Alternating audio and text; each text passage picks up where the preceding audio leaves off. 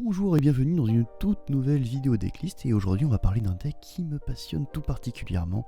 Il s'agit de mon deck préféré du Rush Duel, j'ai nommé Blazefiend.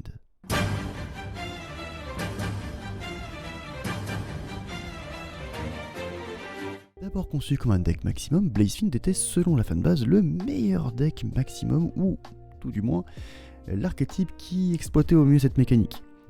Pour passer directement au duel ou encore à la decklist, les timecodes s'affichent.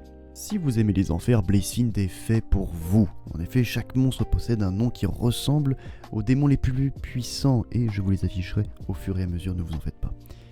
Également, on voit que visuellement, les Blazefiend sont un petit peu les seigneurs des enfers, ils en imposent, vous voyez ce que je veux dire. Comme je l'ai dit plus tôt, Blazefiend est un deck qui possède 2 monstres maximum. D'un côté, nous avons Beluciaroth, qui ne peut pas être détruit par un monstre normal ou des effets de piège adverse, mais qui peut augmenter son attaque et même faire des dommages de combat perçants, ce qui reste super intéressant. D'un autre côté, nous avons Desperation, qui, contrairement à Beluciaroth, chaque partie individuelle possède un effet en plus s'il est invoqué en mode maximum. Pour faire simple, la partie de gauche de Desperation ne peut pas être détruite par des effets de carte piège, mais si elle est en mode maximum, elle ne peut pas non plus se faire détruire par des magies. La partie de droite, elle, empêche l'adversaire d'invoquer des monstres de niveau 7 depuis la main ou le cimetière, ce qui est excessivement spécifique. Mais si elle est en mode maximum, l'adversaire ne peut pas poser de monstres. La partie centrale, quant à elle, permet de détruire un monstre adverse, et si elle est en mode maximum, nous pouvons piocher 2. Et vous verrez que la pioche est très importante dans ce deck. C'est objectivement l'une des meilleures maximums du Rush Duel. Après, mon avis est peut-être un peu biaisé parce que c'est mon deck favori, mais sincèrement, je pense qu'il s'agit de l'une des meilleures. Récemment et de manière assez surprenante, Blazefiend a reçu un support rituel. Oui, rituel.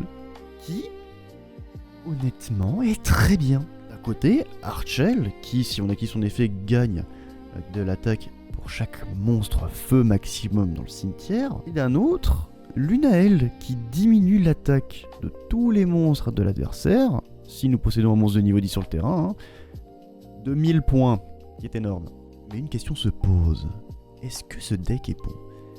Eh bien, même si j'apprécie énormément ce deck, compétitivement parlant, c'est pas vraiment ça. Alors à sa sortie, c'était quand même un tiers A, bien sûr, mais je dois vous admettre quelque chose, c'est tellement dur de trouver des informations sur le côté compétitif du Rush Duel que je ne sais pas du tout. Si d'ailleurs vous avez des sites ou des endroits où je peux fouiller pour justement avoir ces informations, n'hésitez vraiment pas à me les mettre en commentaire, merci beaucoup. Mais que fait réellement le deck ? Eh bien pour le découvrir, je vous propose une petite sélection de replays. On parle de la decklist juste après.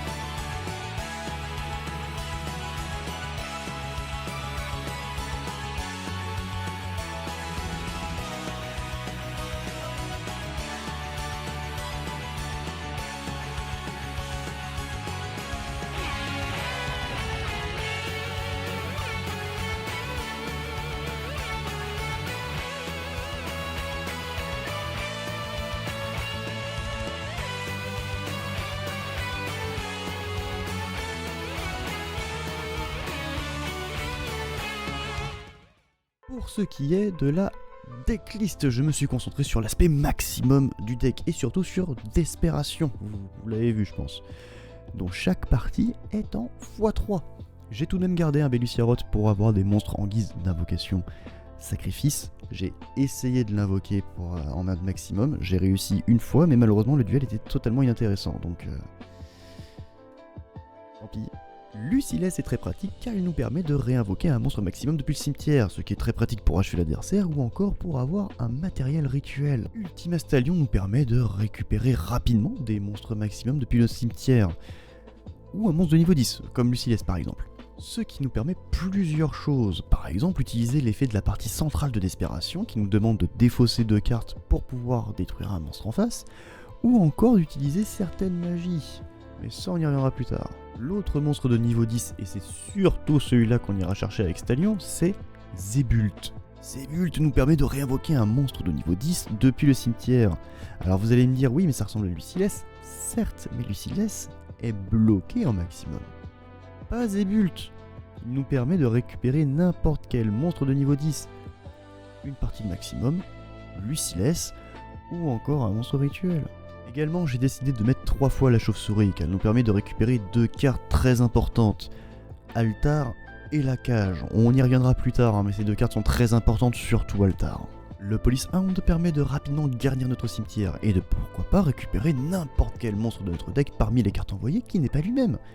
Ce qui est quand même pratique dans notre gameplay. Elite Amp, certes c'est un monstre issu de l'archétype Royal Rebelle, mais il est super intéressant car on peut récupérer n'importe quel monstre qui a 0 de défense. Ou 2000, mais dans notre cas tous nos monstres de niveau 10 ont 0 de défense, ce qui fait de cette carte clé dans notre deck. Si les maximums ne prennent pas, il nous reste l'autre facette de notre deck, les rituels, et c'est là qu'Altar entre en jeu. Il ne faut surtout pas hésiter à utiliser cette carte sur un monstre en mode maximum, car elle possède un effet additionnel, et notre monstre rituel gagne un petit effet très sympathique, qui est de gagner 2000 points d'attaque et de défense, rien que ça, mais également il ne peut pas être détruit par des effets de cartes, et c'est pas jusqu'à la fin du tour. Donc profitez-en. Les cartes Heavenly, que ça soit Gift ou encore Invitation, sont essentielles dans un deck qui possède des monstres de niveau 10. L'une permet de piocher 2, l'autre permet de réinvoquer un monstre depuis le cimetière. Pour les grandes lignes, hein. Il y a une condition à respecter quand même, mais là je résume. Jest est une carte limite indispensable dans n'importe quel deck. Et il est juste trop pété, c'est juste débile. On défaussait 3 cartes pour péter 2, et si l'adversaire possède encore 2 cartes, on a un petit pot de cupidité supplémentaire. C'est juste débile. D'ailleurs le pot de cupidité, on l'a aussi.